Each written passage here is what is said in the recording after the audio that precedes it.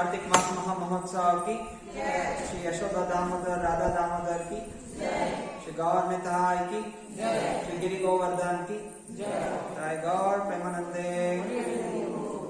ओम नमो भगवते वासुदेवाय। ओम नमो भगवते वासुदेवाय।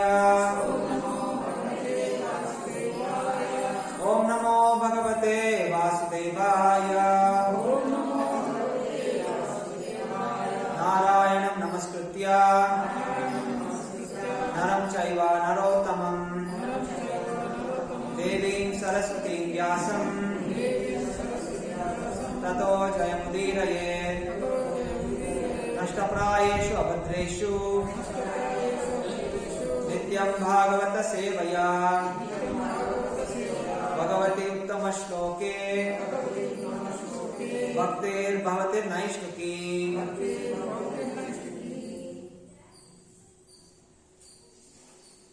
वाक्चालं तमुल्लङ्घायते गिरिकृपाहं तमहं वन्दे श्रीगुरुनितारिणं परमानन्दमाधवं श्रीचैतन्येश्वरम्। हरे कृष्ण। देव ನಾವೆಲ್ಲ ಸೇರಿದ್ದೇವೆ ಗಿರಿ ಗೋವರ್ಧನ ಸ್ವಯಂ ಭಗವಂತ ಅವನ ಕಥಾಲೀಲೆಯನ್ನು ಶ್ರವಣ ಮಾಡುತ್ತಾ ನಮ್ಮ ಮನಸ್ಸನ್ನು ಶ್ರೀ ರಾಧಾ ಶ್ಯಾಮಚಂದ್ರನ ಪಾದದಲ್ಲಿ ಸದಾ ಸ್ಥಿರಗೊಳಿಸಲಿಕ್ಕೆ ನಾವಿಂದು ಸೇರಿದ್ದೇವೆ. ಎಲ್ಲರೂ ಶ್ಲೋಕವನ್ನು ಹೇಳಿ. ನಮಸ್ತೆ ಗಿರಿರಾಜಾಯ, ನಮಸ್ತೆ ಗಿರಿರಾಜಾಯ, ಶ್ರೀ ಗೋವರ್ಧನ ನಾಮಿನೇ, ಶ್ರೀ ಗೋವರ್ಧನ ನಾಮಿನೇ, अशेष क्लेश नाशाय, अशेष क्लेश नाशाय, परमानंददायिने, परमानंददायिने, नमस्ते गिरिराजाय, श्री गोवर्धन नामिने, अशेष क्लेश नाशाय, परमानंददायिने, नमस्ते गिरिराजाय, श्री गोवर्धन नामिने, अशेष क्लेश नाशाय, परमानंददायिने।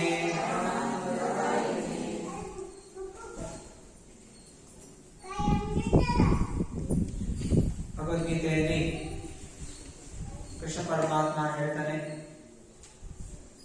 ಯದಾ ಯದಾ ಹಿ ಧರ್ಮಸ್ಯ ಗ್ಲಾನಿರ್ಭವತಿ ಭಾರತ ಅಭ್ಯುತ್ಥಾನಾಂ ಅಧರ್ಮಸ್ಯ ತದಾತ್ಮಾನಾಂ ಸೃಜಾಮ್ಯಹಂ ಪರಿತ್ರಾಣಾಯ ಸಾಧೂನಾಂ ವಿನಾಶಾಯ ಚ ದುಷ್ಕೃತಾಂ ಧರ್ಮ ಸಂಸ್ಥಾಪನಾರ್ಥಾಯ ಸಂಭವಾಮಿ ಯುಗೆ ಯುಗೆ. ಯಾವಾಗೆಲ್ಲ ಧರ್ಮದ ನಾಶ ಆಗುವಂತ ಪರಿಸ್ಥಿತಿ ಬರುತ್ತೆ, ದುಷ್ಟರ ಸಂಖ್ಯೆ ಜಾಸ್ತಿ ಆಗುತ್ತೆ, ಆಗ ಅಂತಹ ದುಷ್ಟರ ಸಂಹಾರ ಮಾಡಿ ಭಕ್ತರ ರಕ್ಷಣೆ ಮಾಡಿ ಧರ್ಮದ ಸ್ಥಾಪನೆ ಮಾಡಲಿಕ್ಕೆ ನಾನು ಅವತರಿಸುತ್ತೇನೆ ಎಂದು ಭಗವಂತ ಘೋಷಣೆ ಮಾಡ್ತಾನೆ. ಭಗವಂತನ ಶುದ್ಧವಾದ ಭಕ್ತರು ಸಮಯದಲ್ಲಿ ಈ ಭೌತಿಕ ಜಗತ್ತಿಗೆ ಬರ್ತಾರೆ. ಈ ಭೌತಿಕ ಜಗತ್ತು ಒಂದು ಕಾರಾಗೃಹ ಇದ್ದ ಹಾಗೆ. ಹೇಗೆ ಸರ್ಕಾರದಲ್ಲಿ ಒಂದು ಸಣ್ಣ ಭಾಗ ಜೈಲ್ ಇರುತ್ತೆ, ಅಲ್ಲಿ ಎಲ್ಲ ಕೈದಿಗಳನ್ನು ಹಾಕಿರ್ತಾರೆ ಸರ್ಕಾರದ ನಿಯಮಗಳನ್ನು ಉಲ್ಲಂಘನೆ ಮಾಡಿರೋ ಕಾರಣ. ಅದರಿಂದ ಅವರಿಗೆ ಸರಿಯಾದ ದಂಡ ವಿಧಿಸಿ ಅವರು ಒಳ್ಳೆಯ ಪ್ರಜೆಗಳಾಗಿ ಬದಲಾವಣೆಗೊಂಡು ಮತ್ತೆ ಪುನಃ ಸಮಾಜದಲ್ಲಿ ಚೆನ್ನಾಗಿ ಬದುಕಬೇಕು ಅಂತ ಉದ್ದೇಶ. ಹಾಗೆ ನಾವಿರುವಂತಹ ಈ ಜಗತ್ತು ಮೃತ್ಯು ರೋಗ ಭೌತಿಕ ಜಗತ್ತು. ಇದು ನಮಗೆ ಜನ್ಮ ಮೃತ್ಯು ಜರ ವ್ಯಾಧಿ ಹುಟ್ಟು ಸಾವು ನಾನಾ ರೀತಿಯ ಕಾಯಿಲೆಗಳು ಇದನ್ನು ಕಾಡ್ತಾ ಇರುತ್ತೆ. ಇದೆಲ್ಲ ಯಾಕೆ ನಮಗೆ ಕಾಡ್ತಾ ಇದೆ? ಯಾಕಂದ್ರೆ ನಾವು ಭಗವಂತನ ಸ್ಮರಣೆ ಮಾಡ್ತಾ ಇಲ್ಲ. ಅದಕ್ಕೋಸ್ಕರ ನಾವು ಎಲ್ಲ ದುಃಖಗಳು ಬಂದಾಗ ಮನಸ್ಸು ಚಿಂತನೆ ಬರಬೇಕು, ಭಗವಂತ ನಮ್ಮನ್ನು ಕರೀತಾ ಇದ್ದಾನೆ, ನನ್ನ ಹತ್ರ ಕರೀತಾ ಇದ್ದಾನೆ ಅಂತ ನಮ್ಮ ಚಿಂತನೆ ಬರಬೇಕು. ಆಗ ನಾವು ಭಗವಂತನ ಪ್ರಾರ್ಥನೆ ಮಾಡ್ಕೋಬೇಕು, ಭಗವಂತ ನಮ್ಮನ್ನು ಆದಷ್ಟು ಬೇಗ ನಿನ್ನ ಹತ್ರ ಕರ್ಕೋ ಅಂತ ಪ್ರಾರ್ಥನೆ ಮಾಡ್ಕೋಬೇಕು. ನಾವು ಏನ್ ಮಾಡ್ತಾ ಇದ್ವಿ, ಭಗವಂತ ನಮ್ದೆಲ್ಲ ಇಲ್ಲಿ ವ್ಯವಸ್ಥೆ ಚೆನ್ನಾಗಿ ಮಾಡು, ನಾ ಇನ್ನು ದೀರ್ಘಾಯಸ್ಸು ಇಲ್ಲೇ ಆನಂದವಾಗಿರ್ಬೇಕು ಅಂತ ಆಶೀರ್ವಾದ ಮಾಡು ಅಲ್ವಾ, ಹೀಗೆ ಪ್ರಾರ್ಥನೆ ಮಾಡ್ಕೋತಾ ಇದ್ದೇನೆ. ಅಂದ್ರೆ ಒಬ್ಬ ಕೈದಿ ಜೈಲಲ್ಲೇ ಅವನ್ನೆಲ್ಲ ಪೊಲೀಸರು ಹೇಳ್ತಾನೆ, ನನ್ಗೆ ಆರಾಮಾಗಿ ಇಲ್ಲೇ ಇಟ್ಕೊಳ್ಳಿ, ನಂಗೆ ಆಚೆ ಹೋಗೋ ಇಷ್ಟ ಇಲ್ಲ, ನನ್ಗೆ ಇಲ್ಲೇ ಸ್ವಲ್ಪ ಚೆನ್ನಾಗಿ ವ್ಯವಸ್ಥೆ ಮಾಡ್ಕೊಡಿ, ಊಟ ತಿಂಡಿ ಎಲ್ಲ ನಂಗೆ ಜೈಲಲ್ಲೇ ಮಾಡ್ಕೊಡಿ, ನಾನು ಜೈಲಲ್ಲೇ ಇರ್ತೀನಿ ಅಂತ ಪ್ರಾರ್ಥನೆ ಮಾಡೋ ಹಾಗೆ. ಇದು ನಾವು ಮಾಡ್ತಾ ಇಷ್ಟು ದಿವಸ ನಾವು ಇದೇ ಕೆಲಸ ಮಾಡ್ತಾ ಇದ್ದೀವಿ. ಅಜ್ಞಾನದಲ್ಲಿ ನಾವು ಜೈಲಲ್ಲಿ ಇದೀವಿ ಅನ್ನೋದು ಮರ್ತೋಗ್ಬಿಟ್ಟಿದೆ. ಜೈಲಲ್ಲಿ ನಾವು ಸುಖವಾಗಿರ್ಬೇಕು ಅಂತ ಆಸೆ ಪಡ್ತಾ ಇದ್ದೀವಿ. ಯಾರ್ಯಾರಲ್ಲೋ ನಮ್ಮ ಗಂಡ ಹೆಂಡತಿ ಮಕ್ಕಳು ಅಂತೆಲ್ಲ ಸಂಬಂಧಗಳು ಬೆಳೆಸ್ಕೊಂಡ್ಬಿಟ್ಟು ಹಿಂಗೆ ಜೈಲೆಲ್ಲ ಕೈದಿಗಳಿರ್ತಾರೆ, ಅಲ್ಲಿ ಫ್ರೆಂಡ್ಸ್ ಹಾಕೊಡ್ತಾರೆ ಜೈಲಲ್ಲಿರೋ ಕೈದಿಗಳೆಲ್ಲ, ಮತ್ತೆ ಜನ್ಮದ ಸಂಬಂಧ ಅಂತ ಹೇಳಿ ಅವ್ರು ಜೈಲಲ್ಲೇ ಇರ್ತಾರೆ. ಅಂತವ್ರು ಏನಂತೀವಿ, ಮುಠಾಳ್ರು ಅಂತೀವಿ. ಹಾಗೆ ನಾವೆಲ್ಲ ಮುಠಾಳು. ಯಾಕೆ ಮುಠಾಳ್ತನ ಬಂದಿದೆ? ನಾವು ಭಗವಂತನಿಂದ ದೂರ ಆಗಿರೋ ಕಾರಣ, ಭಗವಂತ ದೂರ ಆಗಿರೋ ಕಾರಣ, ಭಗವಂತನ ಚಿಂತನೆ ಮಾಡ್ತಿರೋ ಕಾರಣ, ಮಾಯಾದೇವಿ ಸಾತ್ವಿಕ ರಾಜಸಿಕ ಹಾಗೂ ತಾಮಸ ಗುಣಗಳಿಂದ ನಮ್ಮನ್ನು ಪ್ರಭಾವಿತಗೊಳಿಸಿ ನಮ್ಮ ನಿಜವಾದ ಅಸ್ತಿತ್ವವನ್ನು ನಾವು ಮರೆತು ಹೋಗಿ ನಾವು ಇದೇ ಜಗತ್ತಿನ ಸುಖವಾಗಿರ್ಬೇಕು ಅಂತ ನಾವು ಬಯಸ್ತಾ ಇದ್ದೀವಿ. ಅದೇ ಕೃಷ್ಣ ಪರಮಾತ್ಮ ಬಂದಾಗ ಅಥವಾ ಶುದ್ಧವಾದ ಭಕ್ತರು ವೈಕುಂಠ ಲೋಕದಿಂದ ಬಂದಾಗ ನಮಗೆ ನಿಜವಾದ ಜ್ಞಾನ ಕೊಡ್ತಾರೆ. ನೋಡಿ, ನೀವೆಲ್ಲ ಈ ದುಃಖದಲ್ಲಿ ಕಷ್ಟಪಡ್ತಾ ಇದ್ದೀರಾ, ಆದ್ರಿಂದ ನೀವು ಈ ಲೋಕವನ್ನು ಬಿಟ್ಟು ನನ್ನ ಲೋಕಕ್ಕೆ ಬನ್ನಿ. ಸರ್ವಧರ್ಮಾನ್ ಪರಿತ್ಯಜ್ಯ ಮಾಮೇಕಂ ಶರಣಂ ವ್ರಜ ಅಹಂ ತ್ವಂ ಸರ್ವ ಪಾಪೇಭ್ಯೋ ಮೋಕ್ಷಯಿಷ್ಯಾಮಿ ಮಾ ಶುಚಃ. ನನ್ನ ಶರಣಾಗಿ ನನ್ನ ಚಿಂತನೆ ಮಾಡಿ, ನನ್ನ ಆರಾಧನೆ ಮಾಡಿ, ನನ್ನ ಸೇವೆ ಮಾಡಿ, ಹೀಗೆ ಮಾಡೋದ್ರಿಂದ ನಿಮ್ಮ ಎಲ್ಲ ಪಾಪಗಳಿಂದ ನಿಮಗೆ ಮುಕ್ತಿಗೊಳಿಸಿ ನೀವೆಲ್ಲ ನನ್ನ ಹತ್ರ ಬರ್ತೀರಾ ಅಂತ ಕೃಷ್ಣ ಪರಮಾತ್ಮ ನಮ್ಮನ್ನು ಕರೀತಾ ಇದ್ದಾರೆ. ಆದ್ರಿಂದ ನಮ್ಮ ಮನಸ್ಸಲ್ಲಿ ಒಂದೇ ಚಿಂತನೆ ಇರಬೇಕು, ಕೃಷ್ಣ ನಿನ್ನ ಹತ್ರ ಯಾವಾಗ ನೀನು ಬೇಗ ಕರ್ಸ್ಕೊತೀಯ, ಇದು ನಾವು ಪ್ರಾರ್ಥನೆ ಮಾಡ್ಕೋಬೇಕು. ನಮ್ಗೆ ಜೀವನದಲ್ಲಿ ಕಷ್ಟಗಳು ಬಂದಾಗ ನಮ್ಗೆ ಇಷ್ಟೇ ಸ್ಮರಣೆ ಆಗ್ಬೇಕು, ಈ ಕಷ್ಟ ಕೃಷ್ಣ ನಮ್ಮನ್ನು ಒಂದು ಸ್ಮರಣೆ ಮಾಡಲಿಕ್ಕೆ ಕೊಡ್ತಾ ಇದ್ದಾನೆ. ಕಷ್ಟ ಬಂದಾಗ ಕಷ್ಟ ಹೋಗಬೇಕು ಅಂತ ಪ್ರಾರ್ಥನೆ ಮಾಡಬಾರ್ದು. ನಮ್ಮ ಪ್ರಾರ್ಥನೆ ಸದಾಕಾಲ ಇರಬೇಕು, ಕೃಷ್ಣ ನಮಗೆ ಬೇಕು, ನಿನ್ನ ಹತ್ರ ಕರ್ಕೊಳ್ಳೋದೇ ನಮ್ಮ ಸ್ಮರಣೆ ಆಗಿರ್ಬೇಕು. ಕಷ್ಟಗಳು ಬಂದಾಗ ನಮ್ಮ ಮನಸ್ಸಿಗೆ ಬರಬೇಕು, ಈ ಜಗತ್ತು ತಾತ್ಕಾಲಿಕ, ಈ ಜಗತ್ತಿನ ಮೇಲೆ ಮೋಹನ ಬಿಡಬೇಕು. ಜಗತ್ತಿನ ಮೇಲೆ ತುಂಬಾ ಮೋಹ ಇದೆ ನಮಗೆ, ಅದು ಬೇಕು ಇದು ಬೇಕು, ನಾನಾ ರೀತಿಯ ಆಸೆಗಳಿದೆ, ಇದನ್ನ ನಾವು ಬಿಡಬೇಕು. ಯಾಕೆಂದ್ರೆ ನಮಗೆ ಈ ಭೌತಿಕ ಜಗತ್ತಲ್ಲ ಯಾವ ಆಸೆಗಳು ಕೂಡ ತೃಪ್ತಿಯಾಗೋ ರೀತಿಯಲ್ಲಿ ಪೂರೈಕೆ ಆಗೋದಿಲ್ಲ. ಯಾರು ಎಷ್ಟೇ ಪ್ರಯತ್ನ ಮಾಡಿದ್ರು, ಎಷ್ಟು ತಪಸ್ಸೆ ಮಾಡಿದ್ರು ಕೂಡ ಈ ಭೌತಿಕ ಜಗತ್ತಿನಲ್ಲಿ ನಾವು ಆನಂದವಾಗಿರ್ಲಿಕ್ಕೆ ಸಾಧ್ಯನೇ ಇಲ್ಲ. ಅದಕ್ಕೆ ಉಪನಿಷತ್ತುಗಳಲ್ಲಿ ಹೇಳಲಾಗಿದೆ, ಅಸತೋಮ ಸದ್ಗಮಃ ತಮಸೀಮ ಜ್ಯೋತಿರ್ಗಮಃ ಮೃತೋಮ ಅಮೃತಗಮಃ. ಈ ಜಗತ್ತು ತಾತ್ಕಾಲಿಕ ಅಂಧಕಾರ ಹಾಗೂ ಮೃತ್ಯು. ಅದರಿಂದ ಈ ಲೋಕವನ್ನು ಬಿಟ್ಟು ನಾವು ಶಾಶ್ವತವಾದಂತಹ ಜ್ಞಾನಭರಿತವಾದಂತಹ ಅಮೃತಮಯವಾದಂತಹ ವೈಕುಂಠ ಲೋಕಕ್ಕೆ ಹೋಗಬೇಕು ಅನ್ನೋದು ಉಪನಿಷತ್ತುಗಳು ನಮಗೆ ಬೋಧಿಸುತ್ತದೆ.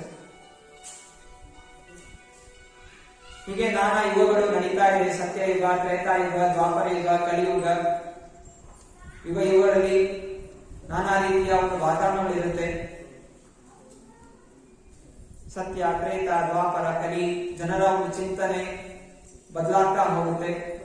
ಕೆಲವೊಮ್ಮೆ ತುಂಬಾ ಒಳ್ಳೆಯವರು ಇರ್ತಾರೆ ಸತ್ಯಯುಗದಲ್ಲಿ, ದೀರ್ಘ ಆಯಸ್ಸಿರುತ್ತೆ. ಅದೇ ಯುಗಗಳು ಹೋಗ್ತಾ ಇದ್ದ ಹಾಗೆ ಎಲ್ಲ ಕೆಟ್ಟ ಗುಣಗಳು ತುಂಬಿಕೊಳ್ಳುತ್ತೆ. ಇದರಲ್ಲಿ 4 ಯುಗಗಳಲ್ಲಿ ತುಂಬಾ ಕೆಟ್ಟವಾದಂತಹ ಯುಗ ಅಂತ ಹೇಳಿದ್ರೆ ಈ ಕಲಿಯುಗ. ಮಂದ ಸುಮಂದ ಮತಯೋ ಮಂದ ಭಾಗ್ಯಾಹಿ ಉಪಕೃತಃ. ಈ ಕಲಿಯುಗದಲ್ಲಿ ಅಲ್ಪ ಆಯಸ್ಸು, ಮಂದ ಬುದ್ಧಿ, ಸೋಂಬೇರಿತನ, ಏನೇ ಕೆಲಸಗಳು ಮಾಡಿದ್ರು ಕೂಡ ಅದಕ್ಕೆ ಸರಿಯಾದ ಫಲ ಸಿಗೋದಿಲ್ಲ. ಮತ್ತೆ ಯಾವಾಗಲೂ ನಮಗೆ ಆತಂಕ. ಅದರಿಂದ ಇಂತಹ ಒಂದು ಸಮಯದಲ್ಲಿ ನಮಗೆ ಇರುವಂತಹ ಏಕೈಕ ಪರಿಹಾರ ಅಂದರೆ ಭಗವಂತನ ನಾಮಸ್ಮರಣೆ. ಹರೇ ಕೃಷ್ಣ ಕೃಷ್ಣ ಕೃಷ್ಣ ಹರೇ ಹರೇ, ಹರೇ ರಾಮ ರಾಮ ರಾಮ ಹರೇ ಹರೇ. ಸ್ವಯಂ ಕೃಷ್ಣ ಪರಮಾತ್ಮ 500 ವರ್ಷಗಳ ಹಿಂದೆ ಚೈತನ್ಯ ಮಹಾಪ್ರಭುಗಳಿಗೆ ಅವತರಿಸಿ ಈ ಹರಿಯ ನಾಮಸ್ಮರಣೆಯನ್ನು ಮಾಡೋದ್ರಿಂದ ನಾವು ವೈಕುಂಠ ಲೋಕಕ್ಕೆ ಹೋಗಬಹುದು ಅನ್ನೋದು ಬೋಧಿಸಿದ್ದಾರೆ. ಅದರಿಂದ ಯಾರೆಲ್ಲ ಈ ಒಂದು ಮಾರ್ಗವನ್ನು ಅವಲಂಬಿಸ್ಕೋತಾರೆ ಜೀವನದಲ್ಲಿ ಅವರು ಭಗವಂತನನ್ನು ಪಡೀತಾರೆ. ಅದು ಯಾವುದೇ ರೀತಿಯ ಸಂಶಯ ಇಲ್ಲ. ಹಾಗೆಯೇ ಭಗವಂತ ಈ ಹರಿನಾಮ ಸ್ಮರಣೆಯ ಜೊತೆ ತಾನು ಕೂಡ ಅನೇಕ ಬಾರಿ ಬೇರೆ ಬೇರೆ ಸಮಯದಲ್ಲಿ ಬಂದು ಅನೇಕ ಲೀಲೆಗಳನ್ನು ಮಾಡ್ತಾನೆ. ಆ ಲೀಲೆಗಳ ಮಾಡಿದ ಉದ್ದೇಶ ನಾವು ಅವನ ಚಿಂತನೆಯನ್ನು ಮಾಡಬಹುದು. ಭಗವಂತನಿಗೂ ಭಗವಂತನ ನಾಮಕ್ಕೂ ಅವನ ಲೀಲೆಗಳಿಗೂ ಯಾವುದೇ ರೀತಿಯ ವ್ಯತ್ಯಾಸ ಇಲ್ಲ. ಭಗವಂತ ಪರಿಪೂರ್ಣ. ಅಲ್ಲಿ ನಾವು ಬೇರೆ, ನಮ್ಮ ದೇಹ ಬೇರೆ, ನಮ್ಮ ಹೆಸರು ಬೇರೆ, ಎಲ್ಲ ಬೇರೆ ಬೇರೆ. ಯಾರು ನಮ್ಮನ್ನು ಎಲ್ಲೋ ಕರೆದ್ರೆ ನಮ್ಗೆ ತೆಗೆಯೋದಿಲ್ಲ. ನಾವು ನಮ್ಮ ನಾಲಿಗೆಯಿಂದ ಕೃಷ್ಣ ಅಂತ ಜಪ ಮಾಡಿದ್ರೆ ಕೃಷ್ಣ ಇರ್ತಾನೆ, ನಾರಾಯಣ ಅಂದ್ರೆ ನಾರಾಯಣ ಇರ್ತಾನೆ. ಅದರಿಂದನೇ ಪರಿಪೂರ್ಣ. ಭಗವಂತನ ನಾಮ ಯಾವುದೋ ಒಂದು ಭೌತಿಕವಾದ ಶಬ್ದ ಅಲ್ಲ, ಸ್ವಯಂ ಭಗವಂತನೇ. ಅದರಿಂದನೇ ಶಾಸಕರು ಭಗವಂತನಿಗೂ ಭಗವಂತನ ನಾಮಕ್ಕೂ ಯಾವುದೇ ರೀತಿ ವ್ಯತ್ಯಾಸ ಇಲ್ಲ. ಶ್ರದ್ಧಾಭಕ್ತಿಯಿಂದ ನಾವು ನಾಮಸ್ಮರಣೆ ಮಾಡಿದ್ರೆ ಭಗವಂತ ಇದ್ದೇ ಇರ್ತಾನೆ. ನಮ್ಗೆ ಯಾಕೆ ಕಾಣಿಸ್ತಿಲ್ಲ ಅಂತಂದ್ರೆ ನಮಗೆ ಶ್ರದ್ಧೆ ಇಲ್ಲ. ನಾಮದಲ್ಲಿ ದೋಷ ಇಲ್ಲ, ಬದಲಾಗಿ ನಮ್ಮ ಚಿಂತನೆಯಲ್ಲಿ ದೋಷ ಇದೆ. ಅದರಿಂದ ನಾವು ಸತತವಾಗಿ ನಾಮಸ್ಮರಣೆ ಮಾಡುತ್ತಾ ನಮ್ಮ ಈ ಚಿಂತನೆಯನ್ನು ಶುದ್ಧೀಕರಣ ಮಾಡ್ಕೋಬೇಕು. ಹೃದಯ ಶುದ್ಧೀಕರಣ ಆಗಬೇಕು. ಆಗ ನಾವು ನಾಮ ಜಪಿಸಬೇಕಾದ್ರೆ ನಮಗೆ ಭಗವಂತ ಕಾಣಿಸ್ತಾನೆ. 5000 ವರ್ಷಗಳ ಹಿಂದೆ ಭಗವಂತ ಎಲ್ಲರಿಗೂ ಗೋಚರ ಆಗುವ ಹಾಗೆ ಬಂದ, ಪ್ರಕಟನಾದ. ಧರ್ಮ ಸಂಸ್ಥಾಪನಾರ್ಥಾಯ ಸಂಭವಾಮಿ ದೇವರು ಇವುಗಳಲ್ಲಿ ಬರ್ತಾನೆ. ತನ್ನ ಲೀಲೆಗಳನ್ನು ಮಾಡಿ ಎಲ್ಲ ಜೀವಿಗಳನ್ನು ತನ್ನ ಕಡೆ ಆಕರ್ಷಣೆ ಮಾಡಲಿಕ್ಕೆ ಅನಂತವಾದ ಲೀಲೆಗಳನ್ನು ಮಾಡ್ತಾನೆ.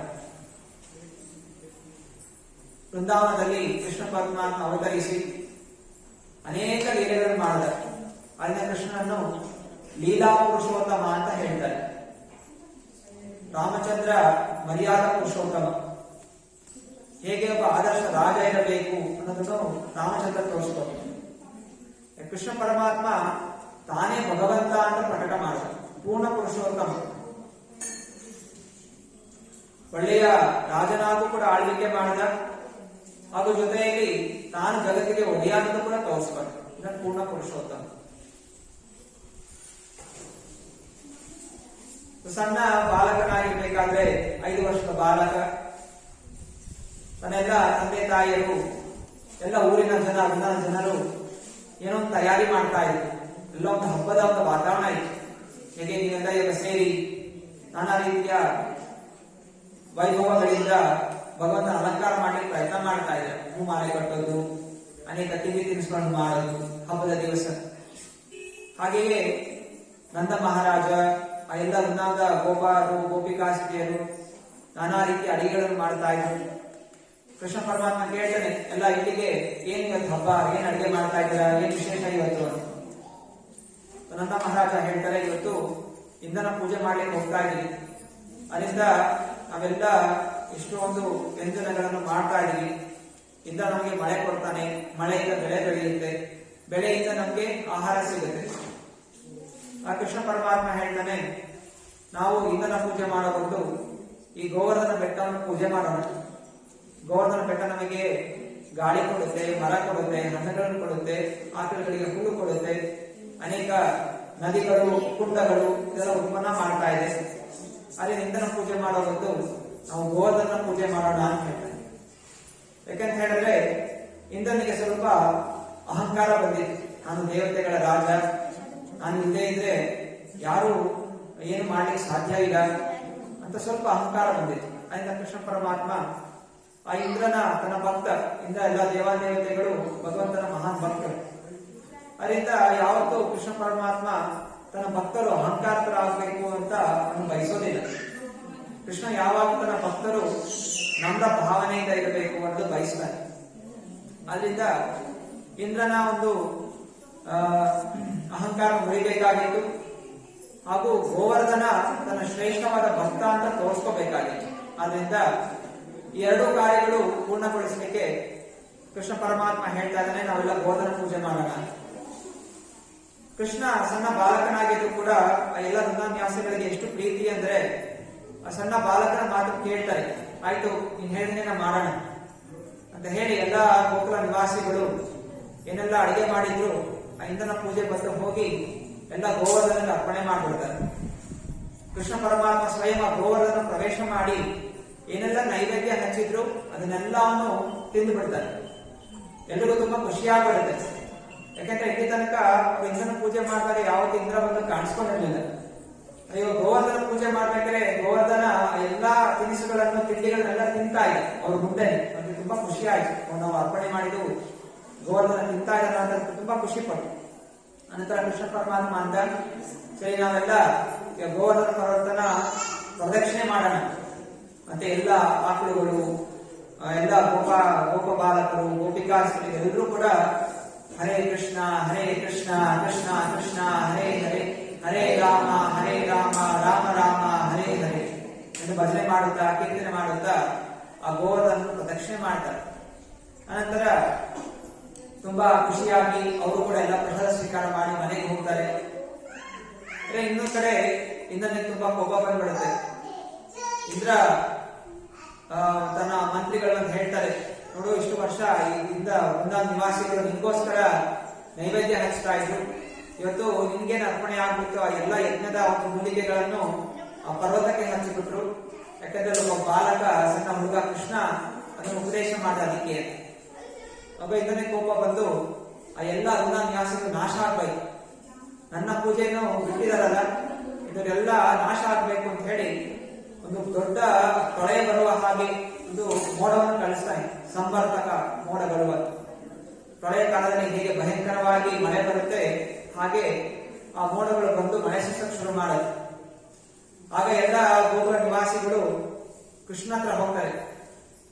ಕೃಷ್ಣ, ನೀನ್ ಹೇಳಿದೆ ಇಂದ್ರನ ಪೂಜೆ ಮಾಡೋ ಬಂದು ಗೋವರ್ಧನ ಪೂಜೆ ಮಾಡಿ ಅಂತ. ನಾವು ಹಾಗೆ ಮಾಡಿದ್ವಿ, ಅದಕ್ಕೆ ಇವ ಇಂದ್ರ ಕೋಪಗೊಂಡಿದ್ದಾನೆ. ಇಲ್ಲಿ ತನಕ ಯಾವುದೇ ರೀತಿ ಮಳೆ ಬಂದಿರಲಿಲ್ಲ, ಇಂತಹ ದೊಡ್ಡ ಮಳೆ ಬರ್ತಾ ಇದೆ ಅಂತಂದ್ರೆ ಇಂದ್ರನ ಕಾರಣ ಇಂದ್ರ ಕೋಪಗೊಂಡಿದ್ದಾನೆ.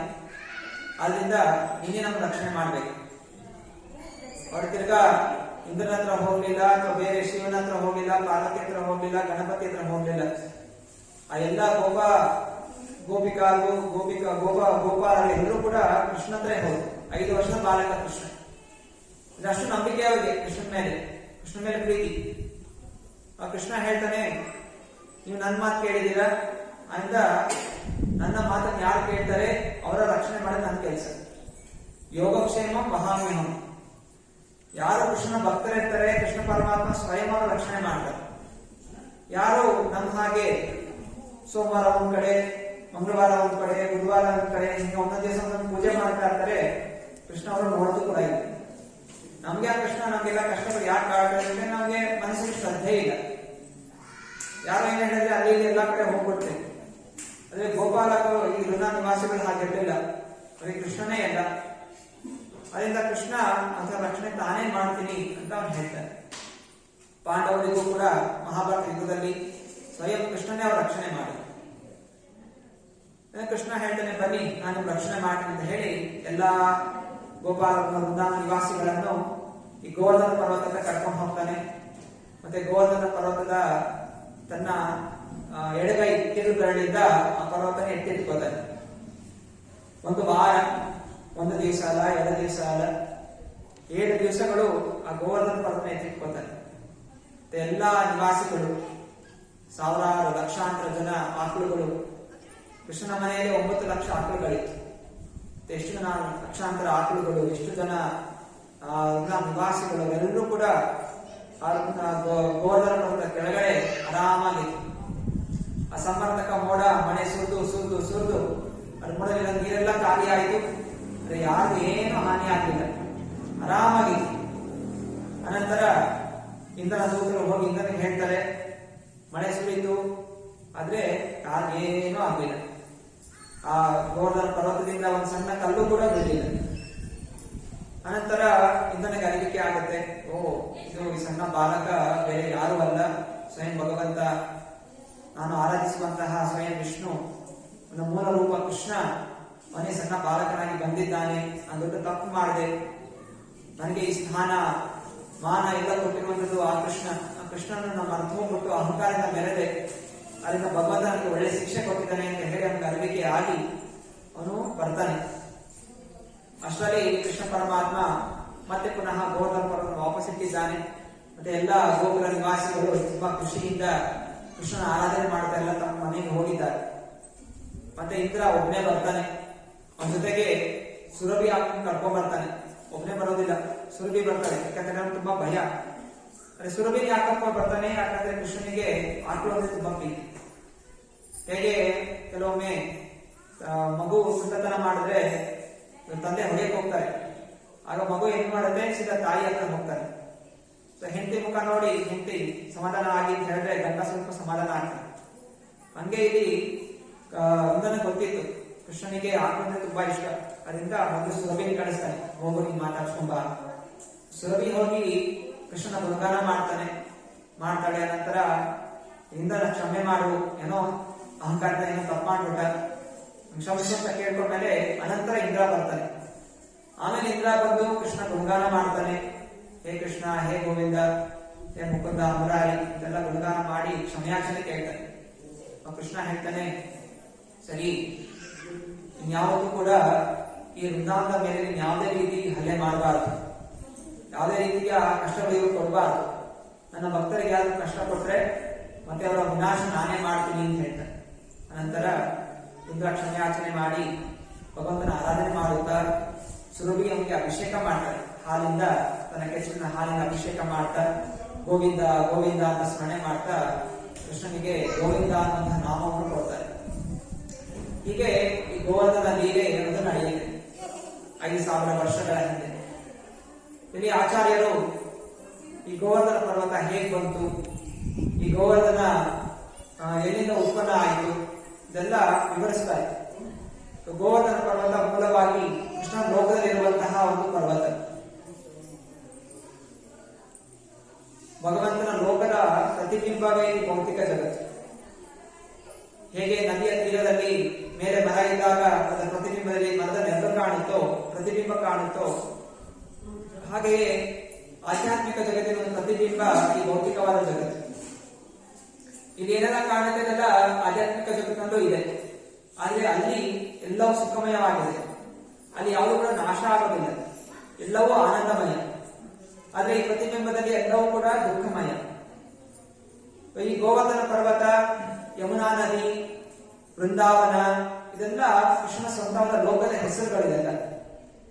ಭಗವಂತನೆಲ್ಲ ಸೃಷ್ಟಿ ಮಾಡಿದ್ದಾನೆ ತನ್ನ ಆನಂದಕ್ಕೋಸ್ಕರ, ತನ್ನ ಭಕ್ತಾದಿಗಳ ಆನಂದಕ್ಕೋಸ್ಕರ. ಹಾಗೂ ತಾನು ಸ್ವತಃ ಈ ಲೋಕಕ್ಕೆ ಭೌತಿಕ ಜಗತ್ತಿಗೆ ಬಂದಾಗ ಆ ಎಲ್ಲಾ ವ್ಯವಸ್ಥೆಗಳನ್ನು ಕರ್ಕೊಂಡು ಈ ಭೌತಿಕ ಜಗತ್ತಿಗೆ ಬರ್ತಾರೆ. ರಾಜರಾಣಿ ಹೇಳ್ತಾಳೆ, ನಾವೆಲ್ಲ ಭೌತಿಕ ಜಗತ್ತಿಗೆ ಹೋದಾಗ ನಮ್ಗೆ ಇಂತಹ ಆನಂದ ಹೆಂಗ್ ಸಿಗುತ್ತೆ, ಇಲ್ಲಿ ಗೋವರ್ಧನ ಇದೆ, ಯಮುನಾ ನದಿ ಇದೆ.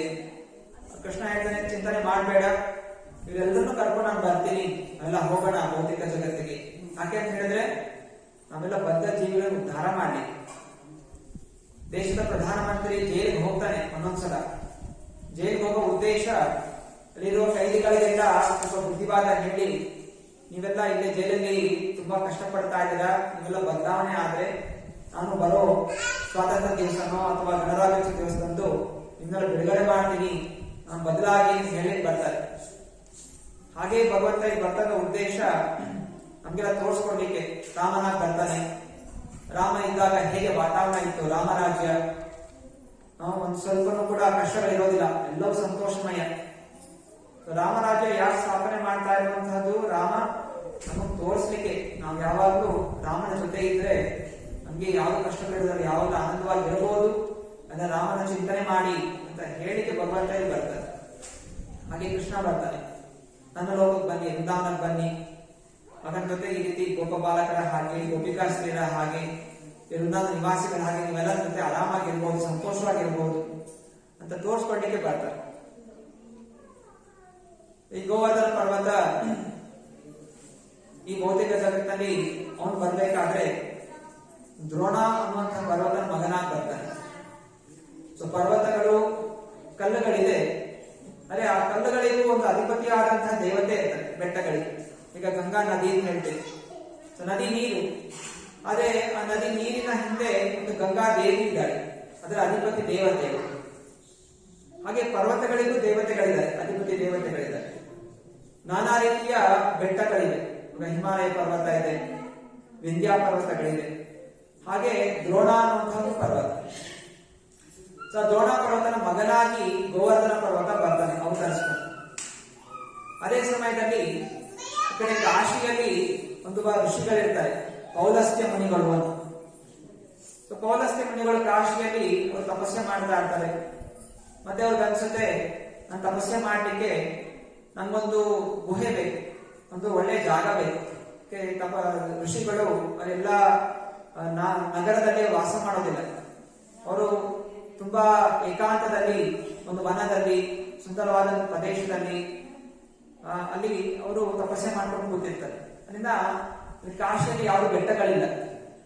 ನನ್ಗೂ ಒಂದು ದೊಡ್ಡ ಬೆಟ್ಟ ಬೇಕು, ಅದೊಂದು ಗುಹೆ ನಾನು ತಪಸ್ಸೆ ಮಾಡ್ತೀನಿ ಅಂತ ಹೇಳಿ ಅವನು ದ್ರೋಣ ಪರ್ವತ ಹತ್ರ ಹೋಗ್ತಾರೆ. ದ್ರೋಣ ಹೇಳ್ತಾರೆ, ನನ್ಗೊಂದು ಬೆಟ್ಟ ಬೇಕು, ನಾನು ಕೊಡುವುದು. ದ್ರೋಣ ಹೇಳ್ತಾನೆ, ಸರಿ ನೋಡಿ, ಬೇರೆ ಬೇರೆ ಬೆಟ್ಟಗಳಿದೆ, ಯಾವ ಬೆಟ್ಟ ಬೇಕು ನನ್ನ ಹತ್ರ ಇರೋದು ತಗೊಳ್ಳಿ. ಎಲ್ಲ ನೋಡ್ತಾ ಇದ್ದ ಹಾಗೆ ಅವರಿಗೆ ಈ ಗೋವರ್ಧನ ಪರ್ವತ ಕಾಣುತ್ತೆ. ಗೋವರ್ಧನ ಪರ್ವತ ಇದು ಚೆನ್ನಾಗಿದೆ, ನಾನು ತಗೊಂಡು ಹೋಗ್ತೀನಿ ಅಂತ. ದ್ರೋಣನಿಗೆ ಸ್ವಲ್ಪ ಬೇಜಾರಾಗುತ್ತೆ, ಯಾಕಂದ್ರೆ ದ್ರೋಣನ ಮಗ ಅದು. ಹೇಳ್ತಾನೆ, ನಾನೇ ಬೇಕಾದ್ರೆ ಬರ್ತೀನಿ, ನನ್ನ ಮಗನ್ ಬಿಟ್ಬಿಡಿ ಅಂತ. ಇಲ್ಲ ಇಲ್ಲ, ನನ್ಗೆ ಅವನೇ ಬೇಕು, ಕಳಿಸ್ಕೊಡಿ ಅಂತ. ಮತ್ತೆ ಏನ್ ಮಾಡೋದು, ತಪಸ್ವಿಗಳ ಮಾತು ಕೇಳಬೇಕು. ತಪಸ್ವಿಗಳ ವಿರೋಧ ಮಾಡ್ಕೊಂಡ್ರೆ ಮತ್ತೆ ಶಾಪ ಅಂತ ಹಾಕೊಡ್ತಾರೆ. ಅದೇ ಮತ್ತೆ ಅವ್ನು ಹೇಳ್ದಂಗ್ ಮಾಡಿದ್ರೆ ಏನೋ ವರ ಕೊಡ್ತಾರೆ, ಮಗುಗೂ ಒಳ್ಳೇದಾಗುತ್ತೆ ಅಂತ ಹೇಳಿ ಮತ್ತೆ ಆಯ್ತು ಕರ್ಕೊಂಡು ಹೋಗಿ ಅಂತ ಹೇಳ್ತಾರೆ. ಮತ್ತೆ ಪೌಲಸ್ತ್ಯ ಮುನಿ ಗೋವರ್ಧನ ಪರ್ವತ ಅಂತ ಬರ್ತಾರೆ.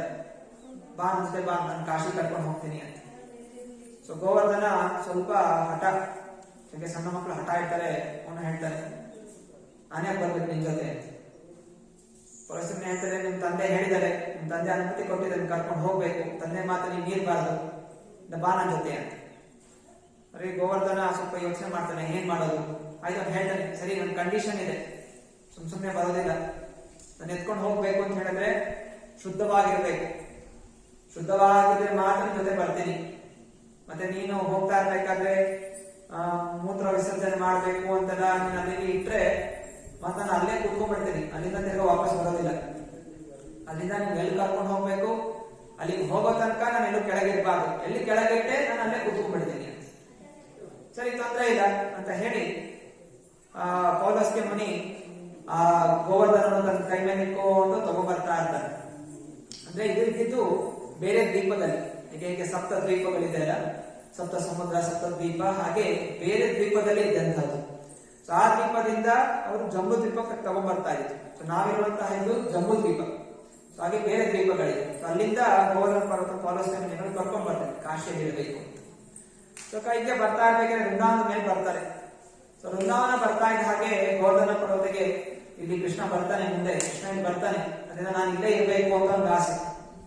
ವೃಂದಾವನದಿಂದ ಅವನು ಗೋಲೋಕದಿಂದ ಬಂದಿರೋಂಥವ್ನು ಕೃಷ್ಣ ಲೀಲೆಯಲ್ಲಿ ಪಾಲ್ಗೊಳ್ಳಿ.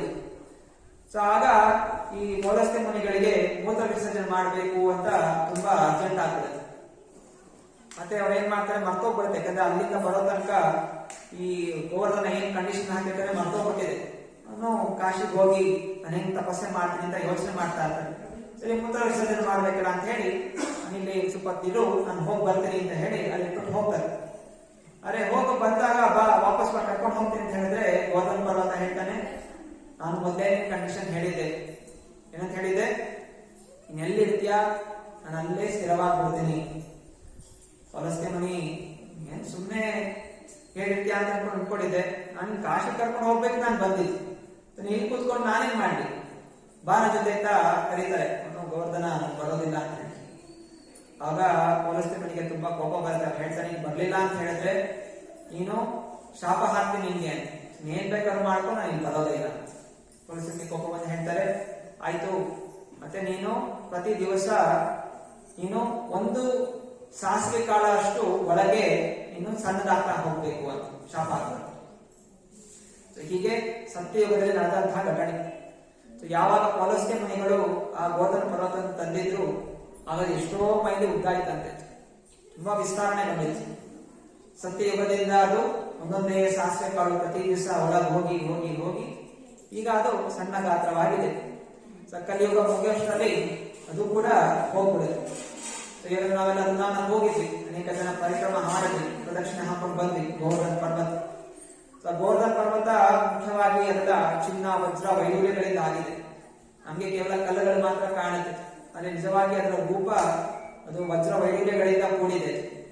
ನಮ್ಮ ಮನಸ್ಸಲ್ಲಿ ತುಂಬಾ ಆಸೆಗಳಿರೋ ಕಾರಣ ನಮಗೆ ಆ ಐಶ್ವರ್ಯ ಕಾಣೋದಿಲ್ಲ. ಅಂದ್ರೆ ವೃಂದಾವನದ ಪ್ರತಿಯೊಂದು ಮಣ್ಣು, ಪ್ರತಿಯೊಂದು ಕಣಗಳು ಚಿಂತಾಮಣಿ, ಚಿಂತಾಮಣಿ ಪ್ರಕೃತ ಕಲ್ಪವೃಕ್ಷ. ನಮ್ಗೆ ಭಗವಂತ ಕಾಣಿಸಲ್ಲ, ಭಗವಂತ ಎಲ್ಲ ಕಡೆ ಇದ್ದಾನೆ. ನಮ್ಗೆ ಯಾಕೆ ಕಾಣಿಸೋದಿಲ್ಲ? ಯಾಕಂದ್ರೆ ನಮ್ಗೆ ಭೌತಿಕ ಆಸೆಗಳು ಜಾಸ್ತಿ. ಯಾರು ಶುದ್ಧ ಭಕ್ತರು ಇರ್ತಾರೆ, ಪ್ರಹ್ಲಾದ ಮಹಾರಾಜನ ಹಾಗೆ ನಮ್ಗೆ ಎಲ್ಲಾ ಕಡೆ ಭಗವಂತ ಕಾಣಿಸ್ತಾ ಇದೆ. ಹಾಗೆ ನಾವು ಕೂಡ ಯಾವಾಗ ಭೌತಿಕ ಜಗತ್ತಿನ ಮೇಲೆ ವೈರಾಗ್ಯ ಬೆಳೆಸ್ಕೊತೀವಿ, ನಮಗೂ ಕೂಡ ಭಗವಂತ ಕಾಣಿಸ್ತಾನೆ. ಹಾಗೂ ಗೋವರ್ಧನ ಪರ್ವತ ಎಲ್ಲ ವಜ್ರ ವೈಡೂರ್ಯಗಳಿಂದ ಕೂಡಿದೆ ಅಂತ ನಮಗೂ ಕೂಡ ಕಾಣುತ್ತೆ.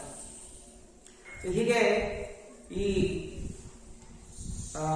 ಗೋವರ್ಧನ ಪರ್ವತ ಈ ಭೌತಿಕ ಜಗತ್ತಿನಲ್ಲಿ ಅವತರಿಸಿದೆ. ಹಾಗೂ ಇಲ್ಲಿ ಹೇಳ್ತಾ ಇದ್ದಾರೆ, ಗೋವರ್ಧನ ಪರ್ವತ ದ್ವಾಪರ ಯುಗ ತನಕ ತುಂಬಾ ಎತ್ತರವಾಗೇ ಇತ್ತು. ಯಾಕಂದ್ರೆ ಇನ್ನೂ ಆಸಕ್ತಿ ಇತ್ತು ಅವನಲ್ಲಿ. ಕೃಷ್ಣ ಬರ್ತಾನೆ, ರಾಧಾಕೃಷ್ಣ ಇಂದ ಲೀಲೆಗಳು ಮಾಡ್ತಾರೆ ಅಂತ ಆಸಕ್ತಿ ಇರೋ ಕಾರಣ ಅವನು ಎದ್ದು ನಿಂತಿದ್ದ. ಅಂದ್ರೆ ಯಾವಾಗ ರಾಧಾಕೃಷ್ಣ ಅದೃಶ್ಯರಾಗ್ಬಿಟ್ರು ಮತ್ತೆ ಅವ್ನಿಗೆ ಉತ್ಸಾಹ ಕಡಿಮೆ ಆಗೋಯ್ತು.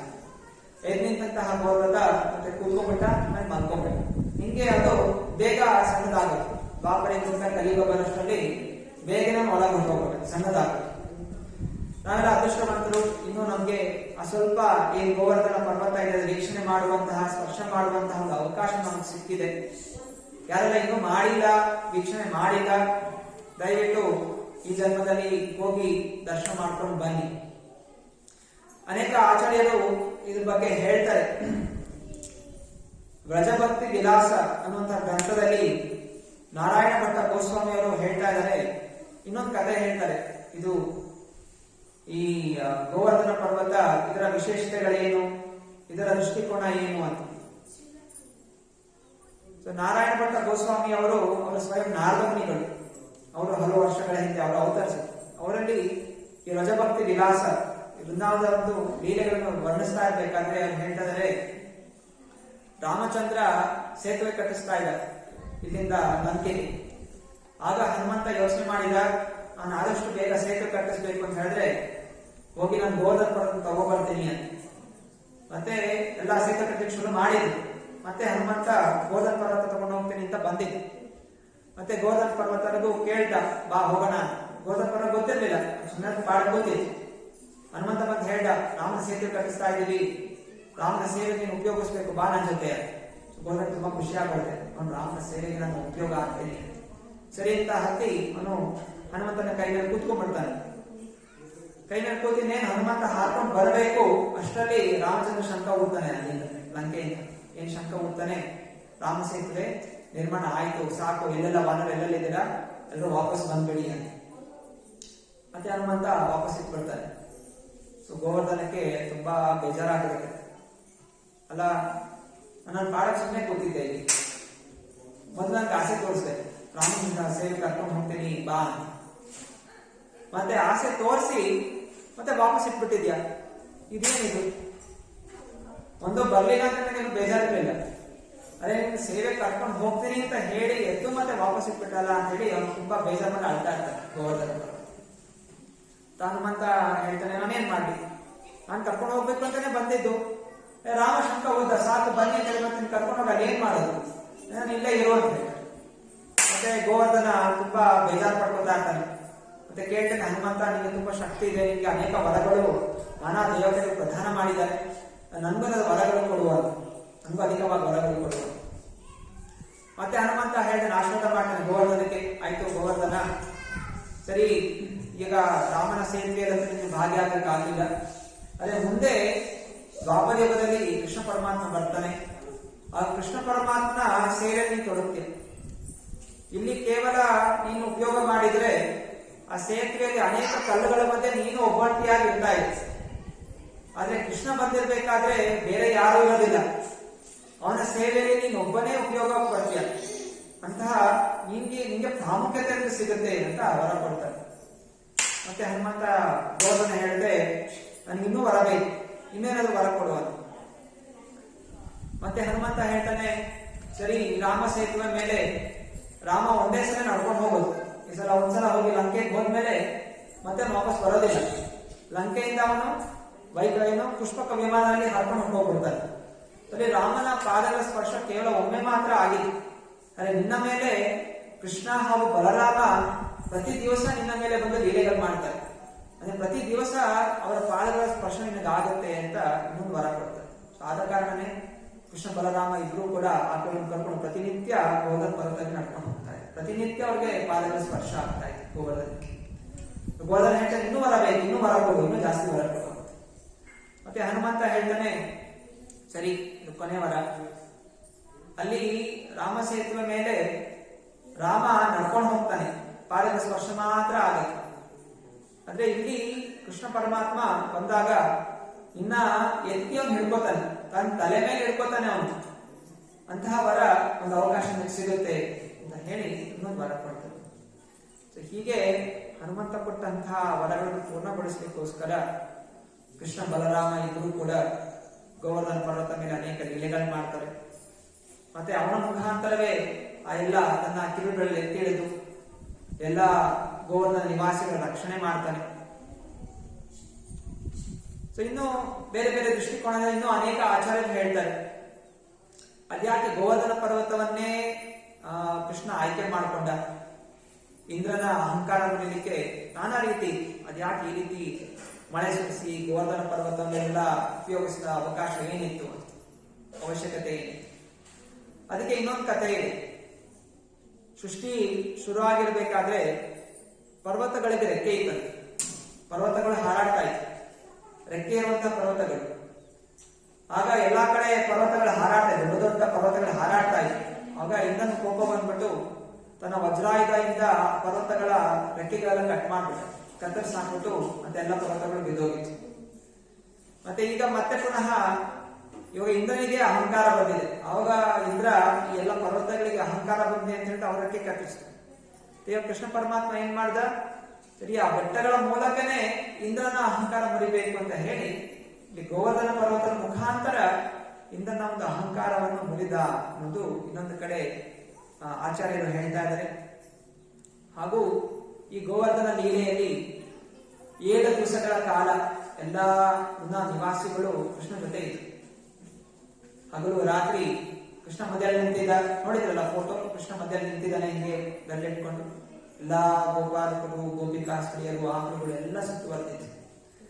ಇವರೆಲ್ಲ ಸಾಮಾನ್ಯವಾದ ಜನರಲ್ಲ, ಅವರೆಲ್ಲ ಹಿಂದಿನ ಜನ್ಮಗಳಲ್ಲಿ ಮಹಾ ತಪಸ್ವಿಗಳು, ಋಷಿಗಳು, ದೇವತಾ ಸ್ತ್ರೀಯರು, ದೇವತೆಗಳು, ಅವರೆಲ್ಲರೂ ಬಂದಿದ್ರು ನಾನಾ ರೀತಿ ಲೀಲೆಗಳು ಮಾಡ್ಲಿಕ್ಕೆ. ಹಾಗೂ ಅನೇಕ ಜೀವಾತ್ಮರು ಕೂಡ ತಮ್ಮ ಹಿಂದಿನ ಜನ್ಮಗಳಲ್ಲಿ ಅನೇಕ ತಪಸ್ಯ ಮಾಡಿ ಕೃಷ್ಣನ ಬಯಸಿದಂಥವ್ರು. ಅವರೆಲ್ಲ ಆಸೆ ಏನಿತ್ತು, ನಾನು ಯಾವಾಗಲೂ ಕೃಷ್ಣನ ಜೊತೆ ಇರಬೇಕು, 24 ತಾಸು ಕೃಷ್ಣನ ಜೊತೆ ಇರಬೇಕು ಅಂತ ಅವ್ರನ್ನ ಬಯಸ್ತಾ ಇದ್ರು. ಅದರಿಂದ ಈ ಗೋವರ್ಧನ ಲೀಲೆಯಲ್ಲಿ 7 ದಿವಸಗಳು ಹಗಲು ರಾತ್ರಿ ಎಲ್ಲರಿಗೂ ಕೃಷ್ಣ ಸಂಘ ಆಯಿತು. ಎಲ್ಲರೂ ಕೂಡ ಕೃಷ್ಣ ನೋಡ್ತಾ ಇದ್ರು. ಇಂತಹ ಅವಕಾಶ ಯಾರಿಗೂ ಸಿಕ್ಕಿರ್ಲಿಲ್ಲ. ಅಂದ್ರೆ ಈ ಒಂದು ಗೋವರ್ಧನ ಲೀಲೆಯ ಮೂಲಕ ಆ ಎಲ್ಲಾ ಗೋಕುಲ ನಿವಾಸಿಗಳು, ಆಕಳುಗಳು, ಗೋಪಾಲಕರು, ಗೋಪಿಕಾ ಸ್ತ್ರೀಯರು ಎಲ್ಲರೂ ಕೃಷ್ಣ ನೋಡ್ತಾ ನಿಂತಿದ್ರು. ಅವರಿಗೆ ಹಸಿವಿಲ್ಲ, ನಿದ್ರೆ ಇಲ್ಲ, ಕೃಷ್ಣ ನೋಡೋದೇ ಆನಂದ. ಹೀಗೆ ಆನಂದವಾಗಿದ್ರು ಅವರು. ನಮ್ಗೆ ನಿದ್ರೆ ಬರುತ್ತೆ, ಯಾಕೆಂತ ಹೇಳಿದ್ರೆ ನಮ್ಗೆ ಸೋಂಬೇರಿತನ, ಭಗವಂತನ ಚಿಂತನೆ ಇಲ್ಲ. ಅರೆ ಆ ಶುದ್ಧವಾದ ಭಕ್ತರಿಗೆ ಜೀವಾತ್ಮಕ್ಕೆ ನಿದ್ರೆ ಅನ್ನೋದು ಇಲ್ಲ. ಜೀವಾತ್ಮ ಯಾವಾಗಲೂ ಅದು ಆಕ್ಟಿವ್ ಆಗಿರುತ್ತೆ. ಅದರಿಂದ ಅದಕ್ಕೆ ನಿದ್ರೆ, ಸುಸ್ತು ಅನ್ನೋದಿಲ್ಲ. ಯಾವಾಗಲೂ ಭಗವಂತನ ಸೇವೆ ಮಾಡ್ತಾ ಇರುವಂಥದ್ದು. ಜೀವೇರ ಸ್ವರೂಪ ಹೊಯ್ ನಿತ್ಯ ಕೃಷ್ಣದಾಸ್, ನಿಜ ಸ್ವರೂಪ ನಿತ್ಯವಾಗಿ ಕೃಷ್ಣ ಸೇವೆಯಲ್ಲಿರುವಂಥದ್ದು. ಸೊ ಇದೊಂದು ಅವಕಾಶ ಅವರೆಲ್ಲರಿಗೂ ಸಿಕ್ತು. ಅನಂತರ ಈ ವರ್ಣನೆ ಇದೆ, ಕೃಷ್ಣ ಬಾಲಕನಾಗಿರ್ಬೇಕಾದ್ರೆ ಯಶೋಧಾದೇವಿ ಪ್ರತಿನಿತ್ಯ ಕೃಷ್ಣನಿಗೆ ಪ್ರತಿ 3 ತಾಸನ್ನು ತಿನ್ನಿಸ್ತಾ ಇದ್ದಾನೆ. ಕೃಷ್ಣನಿಗೆ ಸಣ್ಣ ಬಾಲಕ ಮಕ್ಕಳಿಗೆ ಅವಾಗ ತಿನ್ನಿಸ್ತಾ ಇದ್ದಾರೆ. ಹಾಗೆ ಕೃಷ್ಣನಿಗೆ ಪ್ರತಿ 3 ಗಂಟೆಗೆ ಒಂದ್ಸಲ ಏನೋ ತಿನ್ನಿಸ್ತಾ ಇತ್ತು. ಆದರೆ ಇಲ್ಲಿ 7 ದಿವಸಗಳು ಕೃಷ್ಣನಿಗೆ ತಿನ್ನಿಸ್ಲಿಕ್ಕೆ ಆಗಲಿಲ್ಲ, ಎಲ್ಲ ಬೆಟ್ಟ ಕಡೆ ನಿಂತಿತ್ತು. ಅದರಿಂದ 7 ದಿವಸ ಅಂದ್ರೆ 8ನೇ ದಿವಸ ಆದಾಗ ಯಶೋಧ ಲೆಕ್ಕ ಹಾಕ್ತಾಳೆ. ಪ್ರತಿ 3 ಗಂಟೆಗೆ ಊಟ ತಿನ್ನಿಸೋದು ಅಂತ ಹೇಳಿದ್ರೆ ಪ್ರತಿ ದಿವಸ 8 ಬಾರಿ ತಿನ್ನಿಸ್ತಾ ಇದೆ. 8 ಬಾರಿ ಅದು ಮಿಸ್ ಆಗಿದೆ. 8 ಮತ್ತೆ 7 ದಿವಸಗಳು, 8 × 7 ಎಷ್ಟಾಯ್ತು? 56. ಅದರಿಂದ 8ನೇ ದಿವಸ ಯಶೋಧಾ ದೇವಿ 56 ಬಾರಿ ಕೃಷ್ಣನ ತಿನ್ನಿಸ್ತಾರೆ. ಹಂಗೆ ಬಂತು ಚಪ್ಪನ್ ಭೋಗ್. ಚಪ್ಪನ್ ಅಂತ ಹೇಳಿದ್ರು 56 ಬಾರಿ ಕೃಷ್ಣನಿಗೆ ತಿನ್ನಿಸಿ. ಹೀಗೆ ನಾವು ಪುರಿಯರು ಕೂಡ ಜಗನ್ನಾಥನಿಗೆ ಚಪ್ಪನ್ ಭೋಗ್ ಅಂತ ಅರ್ಪಣೆ ಮಾಡ್ತೀವಿ. 56 ತರಹದ ತಿನಿಸುಗಳು ಭಗವಂತನಿಗೆ ಅರ್ಪಣೆ ಮಾಡೋದು ಇದು ಯಶೋಧ ಶುರು ಮಾಡಿತು. ಆ ಲೆಕ್ಕ ಹಾಕಿ 7 ದಿವಸಗಳು 8 ಬಾರಿ 56 ಐಟಮ್. ಹೀಗೆ ಕೃಷ್ಣ ಅಲ್ಲಿ ಗೋವರ್ಧನ ಪರ್ವತ ಹಿಡಿದಿರ್ಬೇಕಾದ್ರೂ ಕೂಡ ಅವನು ಅನೇಕ ಉದ್ದೇಶಗಳಿತ್ತು. ಇಲ್ಲಿ ಕೃಷ್ಣ ರಾಧಾರಾಣಿಯನ್ನು ಆಕರ್ಷಣೆ ಮಾಡಲಿಕ್ಕೂ ಕೂಡ ನಿಂತಿದ್ದ. ಯಾಕಂದ್ರೆ ರಾಧಾ ಹಾಗೂ ಕೃಷ್ಣನ ಒಂದು ದಿವ್ಯವಾದಂತಹ ಸಂಬಂಧ, ಅವರಿಬ್ಬರೂ ಕೂಡ ಅವರು ಶಾಶ್ವತವಾದಂತಹ ಪ್ರೇಮಿಗಳು. ಅಲ್ಲಿ ಕೃಷ್ಣ ಬಾಲಕನಾಗಿರ್ಬೇಕಾದ್ರೂ ಕೂಡ ರಾಧಾರಾಣಿ ಕೂಡ ಆಕರ್ಷಣೆ ಮಾಡಲಿಕ್ಕೆ ಅವನು ನಾನಾ ರೀತಿಯ ಲೀಲೆಗಳನ್ನು ಮಾಡ್ತಾ ಇದ್ದ. ಕೆಲವು ಗೋವರ್ಧನ ಪರ್ವತ ಇಟ್ಕೊಳ್ತಾ ಇದ್ದ.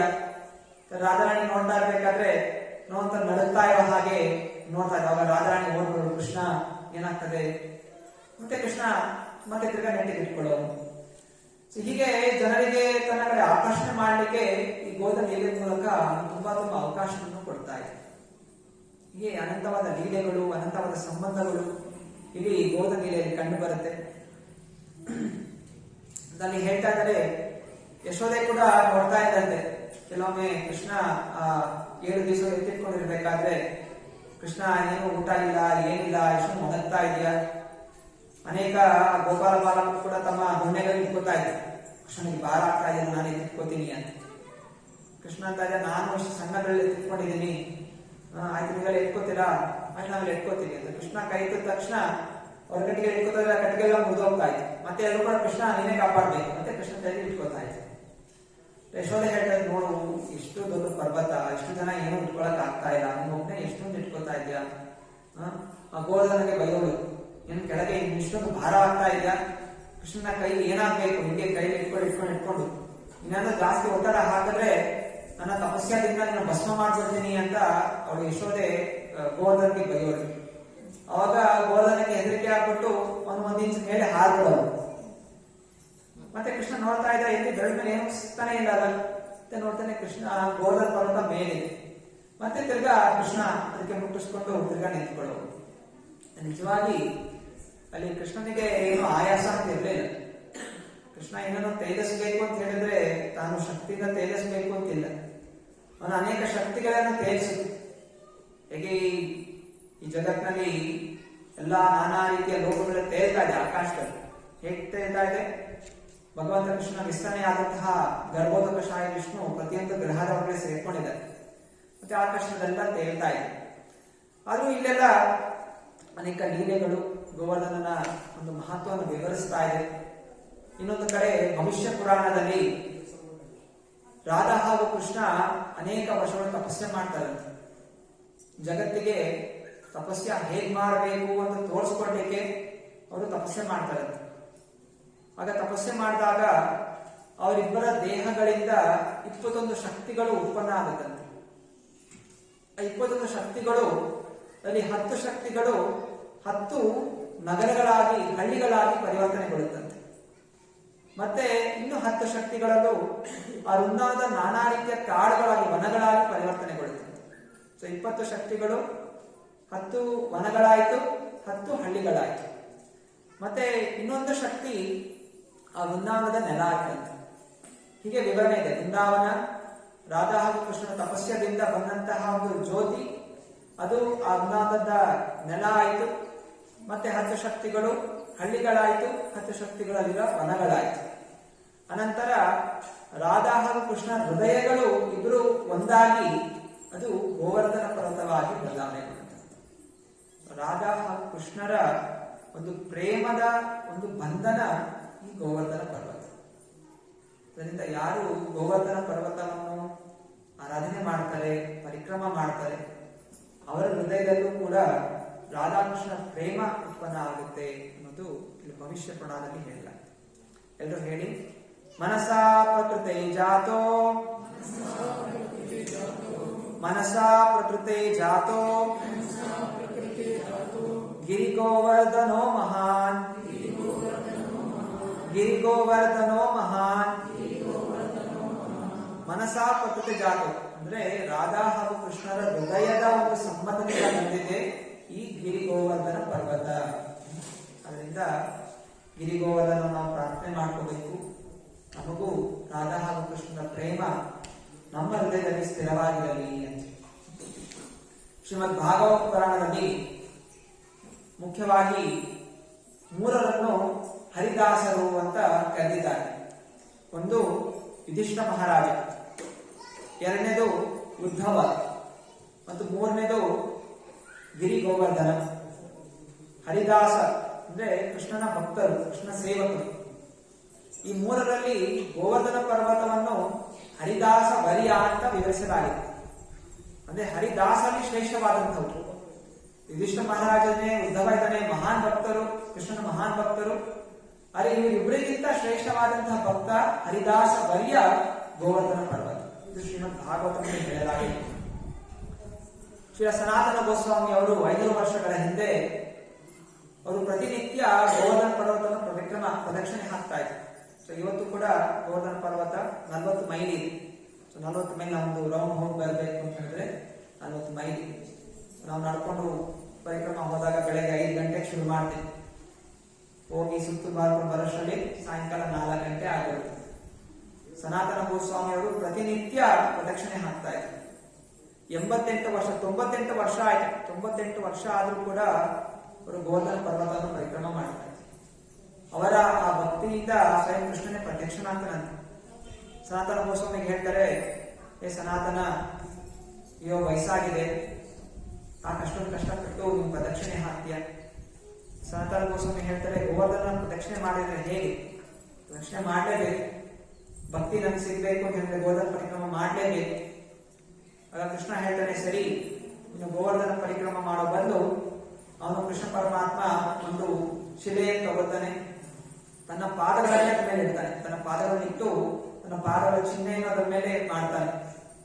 ಮತ್ತೆ ಸನಾತನ ಗೋಸ್ವಾಮಿಗೆ ಹೇಳ್ತಾರೆ, ನೀನು ಇದರದ್ರೆ 4 ಬಾರಿ ಪರಿಕ್ರಮ ಮಾಡಿದ್ರೆ ನಿನಗೆ ಗೋವರ್ಧನ ಪರಿಕ್ರಮ ಮಾಡಿದಂತಹ ಫಲ ನಿನ್ನಿಲ್ಲೇ ಲಭ್ಯವಾಗುತ್ತೆ. ನಂತರ ಸನಾತನ ಗೋಸ್ವಾಮಿ ಅವರು ಆ ಒಂದು ಶಿಲೆಯ ಪರಿಕ್ರಮ 4 ಬಾರಿ ಮಾಡ್ತಾ ಇದ್ದಾರೆ.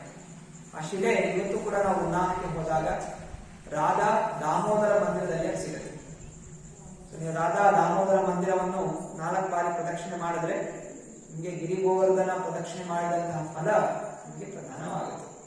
ನೆಕ್ಸ್ಟ್ ಟೈಮ್ ಹೋದಾಗ ಆ ಮಂದಿರಕ್ಕೆ ಹೋಗ್ತೀರಾ? ರಾಧಾ ದಾಮೋದರ ಹೆಸರು ಪ್ರದಕ್ಷಿಣೆ ಹಾಕ್ತೀರಾ? 4 ಬಾರಿ ಮಾಡಿದ್ರೆ 1 ಬಾರಿ ಪ್ರದಕ್ಷಿಣೆ ಮಾಡಿದಂತಹ ಪುಣ್ಯ. ಇನ್ನು ಜಾಸ್ತಿ ಬಾರಿ ಮಾಡಿದ್ರೆ ಜಾಸ್ತಿ ಪ್ರದಕ್ಷಿಣೆ ಮಾಡಿದಂತಹ ಪುಣ್ಯ ನಿಮಗೆ ದೊರಕುತ್ತೆ. ಶ್ರೀಲ ಪ್ರಭುಪಾದರು ಕೂಡ ತಮ್ಮ ಅಂತಿಮ ಸಮಯದಲ್ಲಿ ಅವರು ಆಸೆ ಪಡ್ತಾ ಇದ್ರು, ನಾನು ಗೋವರ್ಧನ ಪರಿಕ್ರಮ ಮಾಡಬೇಕು. ಅದೇ ಅವರ ಸ್ಥಿತಿಗೆ ಏನಾಗಿರುತ್ತೆ ಅಂತ ಹೇಳಿದ್ರೆ ಅವ್ರನ್ನ 4 ಜನ ಎತ್ಕೊಂಡು ಹೋಗ್ಬೇಕಾಗ್ತದೆ, ಕಡಿಲಿಕ್ಕೂ ಶಕ್ತಿ ಇರಲಿಲ್ಲ. ಆದ್ರೂ ಪ್ರಭುಪಾದ ಆಸೆ ಪಡ್ತಾ ಇದ್ರು, ನಾನು ಪರಿಕ್ರಮ ಮಾಡಬೇಕು. ಕೆಲವು ಶಿಷ್ಯರು ಇಲ್ಲ ಡಾಕ್ಟರ್ ಹೇಳ್ತಾ ಇದ್ದಾರೆ, ನೀವೆಲ್ಲ ಆಚೆ ಹೋಗಬಾರ್ದು, ಇಲ್ಲೇ ಇಲ್ಲಿ.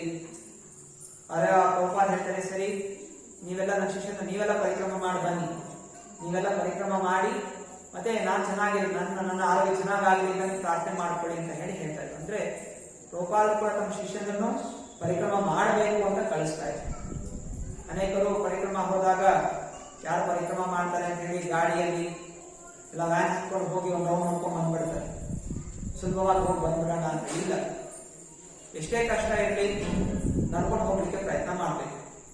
ಅಲ್ಲಿರುವಂತಹ ನಿವಾಸಿಗಳು, ಕೆಲವು ಭಕ್ತಾದಿಗಳು ಏನ್ ಮಾಡ್ತಾರೆ, ಅವರು ಮಲ್ಕೋತಾರೆ, ಬುದ್ಧಗೆ ದಂಡವತ್ ಹಾಕ್ತಾರೆ, ನಮಸ್ಕಾರ ಮಾಡ್ತಾರೆ, ಮತ್ತೆ ಒಂದು ಕಲ್ಲಿಡ್ತಾರೆ, ಮತ್ತೆ ತಿರ್ಗಾ ಎದ್ದು ತಿರ್ಗಾ ನಮಸ್ಕಾರ ಮಾಡ್ತಾರೆ. ಈ ರೀತಿ ಅವ್ರು ಎಷ್ಟು ಉದ್ದ ಇದ್ದಾರೆ ಅಷ್ಟೇ ನಮಸ್ಕಾರ ಮಾಡ್ಕೊಂಡು ಪ್ರದಕ್ಷಿಣೆ ಹಾಕ್ತಾರೆ. ಹೀಗೆ ಅವರು ಎಷ್ಟೋ ವರ್ಷಗಳು ಪರಿಕ್ರಮ ಮಾಡಬೇಕು, ಎಷ್ಟೋ ವರ್ಷಗಳಾಗೋಗ್ಬಿಡುತ್ತೆ.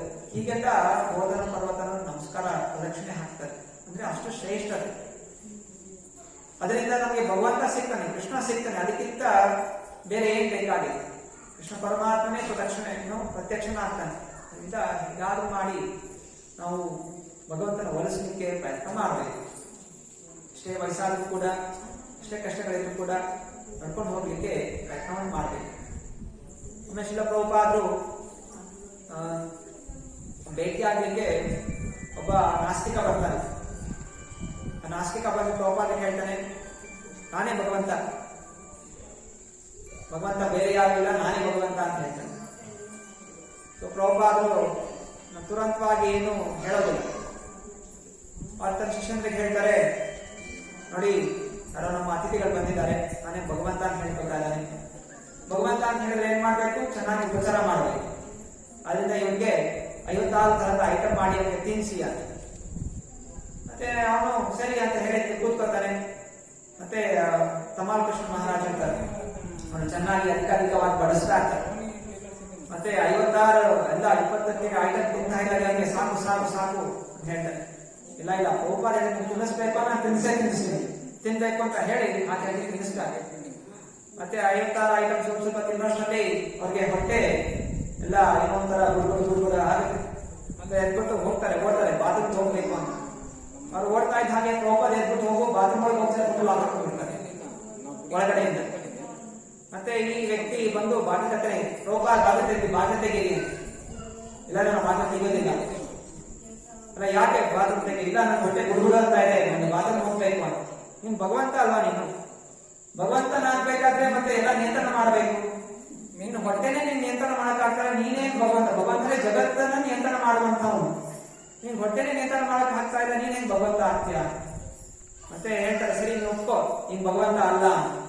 ಮತ್ತೆ ಅವ್ನು ಸುಮ್ಮನೆ ಹೇಳ್ತಾನೆ, ಆಯ್ತು ನಾನು ಇಲ್ಲೇ ಆರಾಮಾಗಿರ್ತೀನಿ. ಮತ್ತೆ ಹೇಳ್ತಾನೆ, ಆಯ್ತು ನಾನು ಭಗವಂತ ಅಲ್ಲ, ನಾನು ಭಗವಂತ ಅಂತ ಒಪ್ಕೋತಾನೆ. ಸರಿ, ಮತ್ತೆ ಇವಾಗ ಹೇಳೋ ಕೃಷ್ಣನೇ ಭಗವಂತ ಹೇಳುವ. ಆಯ್ತು ಕೃಷ್ಣನೇ ಭಗವಂತ. ಆಮೇಲೆ ಪ್ರಭುಪಾದ ಬಾಧ್ಯತೆ ತೆಗಿತಾರೆ. ಮತ್ತೆ ಅವನು ಹೋಗಿ ಮತ್ತೆ ವಾಪಸ್ ಬಂದ ಹೇಳ್ತಾನೆ, ಭಗವಂತ ನೋಡಿ ನೀನ್ ತಿನ್ನೋದಲ್ಲೂ ಭಗವಂತನ ಸೋಲಿಕ್ಕಾಗೋದಿಲ್ಲ, ನೀನೇನ್ ಭಗವಂತ ಆಗಿದೆ? ಜಗನ್ನಾಥಪುರಿಯಲ್ಲಿ ಕೃಷ್ಣ ಪರಮಾತ್ಮ ಅದರಲ್ಲೂ ರಾತ್ರಿ ಎಷ್ಟೊಂದು ನೈವೇದ್ಯ, ಬೆಳಗ್ಗೆ ಮಧ್ಯಾಹ್ನ ಸಾಯಂಕಾಲ 56 ಐಟಮ್ ತಿಂತಾರೆ. ಹೀಗೆ ಭಗವಂತನನ್ನು ಮೀರಿಸಲಿಕ್ಕೆ ಯಾರಿಂದನೂ ಸಾಧ್ಯ ಇಲ್ಲ, ಯಾವುದಿಂದನೂ ಸಾಧ್ಯ ಇಲ್ಲ. ಹರೇ ಕೃಷ್ಣ ಹರೇ ಕೃಷ್ಣ ಕೃಷ್ಣ ಕೃಷ್ಣ ಹರೇ ಹರೇ ಹರೇ ರಾಮ ಹರೇ ರಾಮ ರಾಮ ರಾಮ ಹರೇ ಹರೇ. ಗಿರಿ ಗೋವರ್ಧನ್ ಕಿ ಎಲ್ಲರೂ ಹೇಳಿ, ನಮಸ್ತೆ ಗಿರಿರಾಜಾಯ ಶ್ರೀ ಗೋವರ್ಧನ ನಾಮಿನೇ ಅಶೇಷ ಕ್ಲೇಶ ನಾಶಾಯ ಪರಮಾನಂದದಾಯಿನೇ. ನಮಸ್ತೆ ಗಿರಿರಾಜಾಯ ಶ್ರೀ ಗೋವರ್ಧನ ನಾಮಿನೇ ಅಶೇಷ ಕ್ಲೇಶ ನಾಶಾಯ ಪರಮಾನಂದದಾಯಿನೇ. ಗಿರಿರಾಜಾಯ, ಗೋವರ್ಧನ ಎಲ್ಲ ಗಿರಿಗಳಲ್ಲಿ ಶ್ರೇಷ್ಠವಾದಂತಹನು, ಎಲ್ಲ ಪರ್ವತಗಳಿಗೆ ರಾಜ ಗೋವರ್ಧನ ಪರ್ವತ. ಅಶೇಷ ಕ್ಲೇಶ ನಾಶಾಯ, ಏನೇ ಕ್ಲೇಶಗಳಿದ್ರೂ ಕೂಡ ಅದೆಲ್ಲವನ್ನು ಗೋವರ್ಧನ ಪರ್ವತ ನಾಶ ಮಾಡುತ್ತೆ. ಅದನ್ನ ನಾವೆಲ್ಲರೂ ಈ ದಿನ ಪ್ರಾರ್ಥನೆ ಮಾಡ್ಕೋಬೇಕು. ಹೇ ಗೋವರ್ಧನ, ದಯವಿಟ್ಟು ಗೊತ್ತಿದ್ದೋ ಗೊತ್ತಿದೆಯೋ ನಾನಾ ಜನ್ಮಗಳಲ್ಲಿ ಈ ಜನ್ಮಗಳಲ್ಲಿ ಎಲ್ಲ ತಪ್ಪುಗಳು ಪಾಪಗಳು ಮಾಡಿರ್ತೀವಿ, ದಯವಿಟ್ಟು ಅದನ್ನೆಲ್ಲ ಕ್ಷಮೆ ಮಾಡಿ ನಮಗೆ ಕೃಷ್ಣ ಭಕ್ತಿ ನಮ್ಮ ಹೃದಯದಲ್ಲಿ ಸ್ಥಿರವಾಗಿರಲಿ. ಹೇಗೆ ನೀವು ಸ್ಥಿರವಾಗಿದೆಯೋ ಹಾಗೆ ನಮ್ಮ ಹೃದಯದಲ್ಲಿ ರಾಧಾಕೃಷ್ಣರ ಪ್ರೇಮ ಸ್ಥಿರವಾಗಿರಬೇಕು ಅನ್ನುವಂತಹ ಪ್ರಾರ್ಥನೆ ನಾವು ಗೋವರ್ಧನ ಮಾಡ್ಕೋಬೇಕು. ಗಿರಿ ಗೋವರ್ಧನ್ ಕಿ. ಶ್ರೀಲ ವಿಶ್ವನಾಥ್ ಚಕ್ರವರ್ತಿ ಠಾಕೂರ್ ಅವರು ಈ ಗೋವರ್ಧನ ಆರಾಧನೆ ಮಾಡುತ್ತಾ ಸುಂದರವಾದ ಹಾಡು ಬರೆದಿದ್ದಾರೆ, ಶ್ರೀ ಗೋವರ್ಧನ ಅಷ್ಟಕ. ನಿಮಗೆಲ್ಲ ವಾಟ್ಸಪ್ ಅಲ್ಲಿ ಮೆಸೇಜ್ ಬಂದಿದೆ, ರೈಟ್ ಅದನ್ನ ಹಾಡೋಣ. ಗೋವರ್ಧನ ಅಷ್ಟಕ 8 ಶ್ಲೋಕಗಳಿರುವಂತಹ ಹಾಡು. ಇದರ ಫಲಶ್ರುತಿ ಈ ರೀತಿ ಇದೆ, ಯಾರು ಈ ಒಂದು 8 ಶ್ಲೋಕಗಳನ್ನು ಹಾಡುತ್ತಾರೋ ಅವರ ಹೃದಯವು ಶುದ್ಧ ಭಕ್ತಿಯಿಂದ ಕರಗುತ್ತದೆ ಹಾಗೂ ರಾಧಾ ಮಾಧವ ಅವರ ಚರಣ ಕಮಲಗಳ ನೇರವಾದಂತಹ ಸೇವೆ ಅವರಿಗೆ ದೊರಕುತ್ತದೆ. ಇದು ಇದರ ಫಲಶ್ರುತಿ ಇದೆ.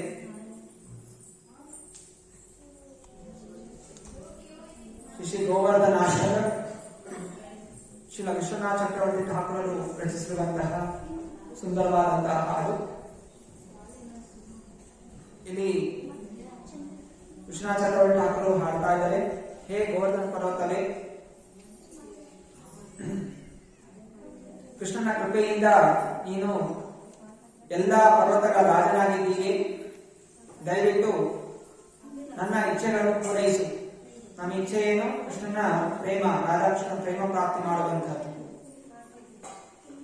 ಕೃಷ್ಣ ತನ್ನ ಕಮಲದಂತಹ ಪಾದಗಳಲ್ಲಿ ಎತ್ತಿ ಹಿಡಿದಾಗ ಸಕಲ ಭೂಮಿಯು, ಸಕಲ ಗೋವರ್ಧನ ಪರ್ವತವು ಹರ್ಷದಿಂದ ತುಂಬಿತು. ಕೆಲವೊಮ್ಮೆ ಕೃಷ್ಣ ಪರಮಾತ್ಮ ರಾಧಾರಾಣಿಯ ಜೊತೆ ಅವನು ಜಗಳವನ್ನು ಆಡುತ್ತಿದ್ದ. ಅವರ ಒಂದು ಆನಂದವನ್ನು ಪ್ರವೃದ್ಧಿಗೊಳಿಸಲಿಕ್ಕೆ ಅಂತಹ ಒಂದು ಮಾತುಗಳನ್ನು ಕೇಳಲು ವೇದಗಳು ಕೂಡ ಇಚ್ಛೆ ಪಡುತ್ತೆ. ಮತ್ತೆ ಆನೆಗಳು ಸಮೀಪದಲ್ಲಿ ಸ್ನಾನ ಮಾಡುತ್ತಿರಬೇಕಾದರೆ ಅಲ್ಲಿರುವಂತಹ ತಂಪಾದ ಗಾಳಿ ಅದು ಕೃಷ್ಣನ ಕೃಪೆಯಿಂದ ಬರುತ್ತದೆ. ಈ ಗೋವರ್ಧನ ಪರ್ವತದಲ್ಲಿ ಇರುವಂತಹ ಒಂದು ಜಿಂಕೆಯಿಂದ ಒಂದು ಸುಗಂಧ ಉತ್ಪನ್ನವಾಗ್ತಾ ಇದೆ. ಅನೇಕ ಜಿಂಕೆಗಳು ಕೂಡ ಆ ಕೃಷ್ಣನ ವೇಣುನಾದವನ್ನು ಕೇಳಲು ಅವು ಕೂಡ ಹುಡ್ಕೊಂಡು ಓಡಿ ಬರ್ತಾ ಇದೆ.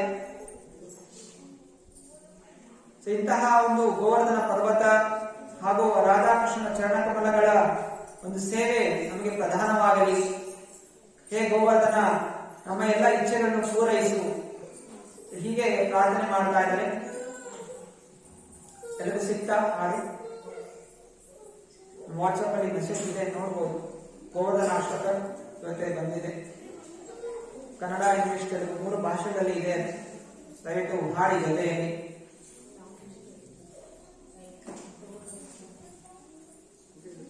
ಕೃಷ್ಣ ಪ್ರಸಾದೇನ ಸಮಸ್ತ ಶೈಲ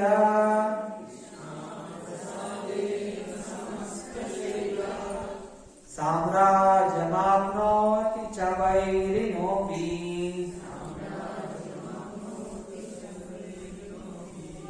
ಸತ್ಕೃಷ್ಯ ಯಾ ಪ್ರಾಪ ಬಲಿಂ ಸ ಸಾಕ್ಷಾತ್ ಗೋವರ್ಧನೋ ಮೇ ದಿಶತಾಮಭಿಷ್ಟಾಂ ಗೋವರ್ಧನೋ ಮೇ ದಿಶತಾಮಭಿಷ್ಟಾಂ ಗೋವರ್ಧನೋ ಮೇ ದಿಶತಾಮಭಿಷ್ಟಾಂ ಸ್ವಪ್ರೇಷ್ಟಹಸ್ತಾಂಬುಜಸೌ ಕುಮಾರ್ಯ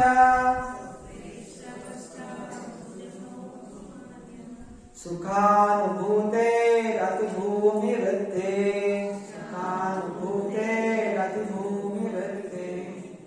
ಮಾಹೇಂದ್ರವಜ್ರಹತಿಮಪ್ಯಜಾನಂ ಗೋವರ್ಧನೋ ಮೇ ದಿಶತಾಮಭಿಷ್ಟಂ ಗೋವರ್ಧನೋ ಮೇ ದಿಶತಾಮಭಿಷ್ಟಂ ಗೋವರ್ಧನೋ ಮೇ ದಿಶತಾಮಭಿಷ್ಟಂ ಯತ್ರೈವ ಕೃಷ್ಣೋ ವೃಷಭಾನುಪುತ್ರ್ಯ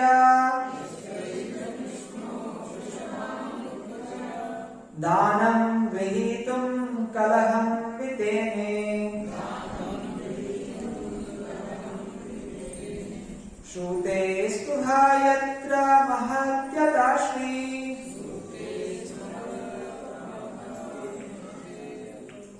ಗೋವರ್ಧನೋ ಮೇ ದಿಶತಾಮಭಿಷ್ಟಂ ಗೋವರ್ಧನೋ ಮೇ ದಿಶತಾಮಭಿಷ್ಟಂ ಗೋವರ್ಧನೋ ಮೇ ದಿಶತಾಮಭಿಷ್ಟಂ ಸ್ನಾತ್ವಾ ಸರಾಸ್ವಾಶು ಸಮೀರಹಸ್ತಿ ಯತ್ರೈವ ನೀಪಾದಿ ಪರಾಗಧೂಲಿಃ ಆಲೋಲಯಂ ಖೇಲತಿ ಚಾರು ಸಾಶ್ರೀ ಗೋವರ್ಧನೋ ಮೇ ದಿಶತಾಮಭಿಷ್ಟಂ ಗೋವರ್ಧನೋ ಮೇ ದಿಶತಾಮಭಿಷ್ಟಂ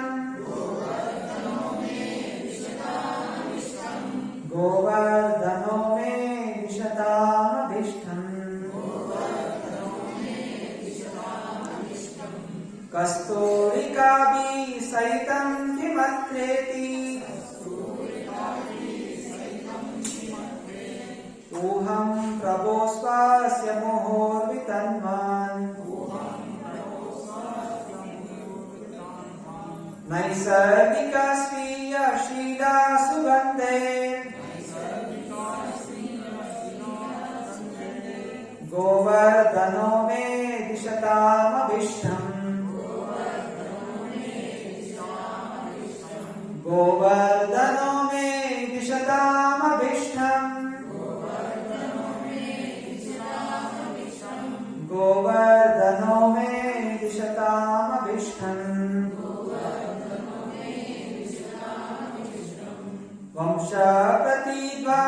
वंशप्रतिद्वाननुसारवत्मा दिदृक्षवो यत्र हरिं हरिण्या यन्त्यो लभन्ते न हि विस्मितस्य गोवर्धनो मे दिशतामभीष्टम् गोवर्धनो मे दिशतामभीष्टम् गोवर्धनो मे दिशतामभीष्टम् यत्रैव गङ्गाम् अनुनावि राधाम् आरोह्य मध्ये तु निमग्ननौका कृष्णो हि राधानुगलोपभौस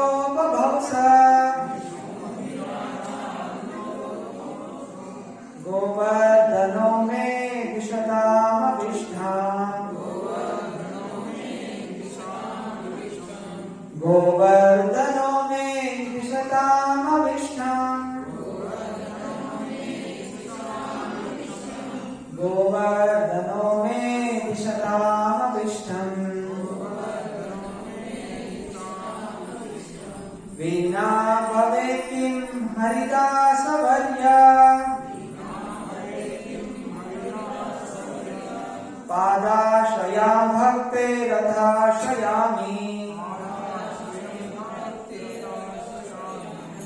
यं एव सप्रेम निजेशयोश्री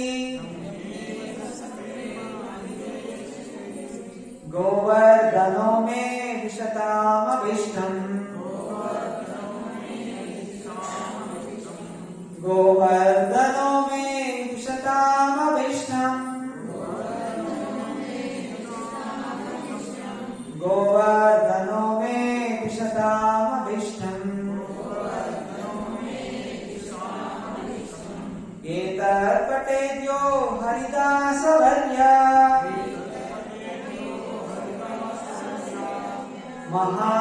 महानुभावास्तकं मरद्रचेता